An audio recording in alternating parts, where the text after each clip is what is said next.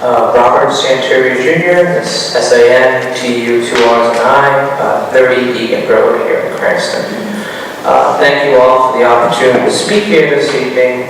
I'm here to speak on the ordinance concerning banning firearms in schools, excluding law enforcement personnel. This matter has been before you guys several times. You've heard all statistics. You've heard many pro and anti-firearm arguments, whether it's in school or not. So I'll make my points on something different, hopefully, and maybe you might agree with me, maybe you won't. It's been argued by several people, not necessarily on this body, but in general, that this issue, this resolution, is a state issue rather than a local issue. And I see the logic in that. But I believe it's realistically both. And when I say that, I find that this council, I've been coming to these meetings since February. You know, it's been actually more packed than usual for ordinance committee meetings than we usually have in this room. But I've been coming here since February now, and I've seen you guys debate a lot of good legislation that you've been able to pass together in a bipartisan manner.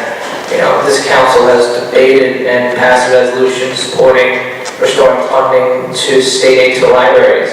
You know, you passed a resolution protesting the change in traffic patterns in Providence, a worthwhile cause concerning the proximity to Cranston.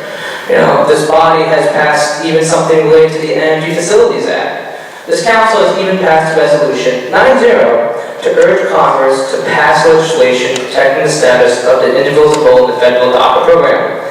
Now, the recently passed tax legislation did a lot of things, but I don't believe it put the purview of immigration to this Cranston City Council. It might have, there's a lot of things in there, but I don't believe it did. So my point is, when you say, well, it shouldn't be debated in these chambers, it's a state issue, you guys debate state issues all the time. And most of the time you agree on it, but sometimes you don't, but you do debate them. So I feel that there's very few issues that couldn't be more localized in the idea of having a firearm in school. You know, I can see the argument in favor of having firearms in school. It's not hard to look at the news and, you know, be on the other side of the coin and be like, well, these people, you know, we need to be armed in school. I see the point. But I think that when, you know, Councilman Lanning makes this resolution, I know they're new members of the body, I think it's a worthwhile thing to have to debate about and talk about. Not just because there's new members, but because members of the public are asking them to.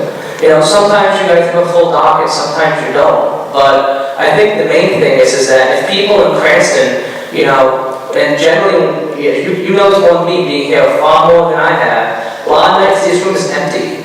And if people are passionate enough to come out and speak about an issue, I think it's worth just having a debate to hear them out. Whether you vote it down, vote it up, vote it sideways, table it after you discuss it, but whatever you do, at least hold a vote, at least, you know, discuss it, at least give people the, you know, the privilege, I guess, I was going to privilege, but give people the respect of saying, you know what, you're right, we should debate this issue. Yes, it was debated before, but opinions change. Opinions change all the time. So that's what I have to say. Thank you again for allowing me to speak this evening, and thank you very much.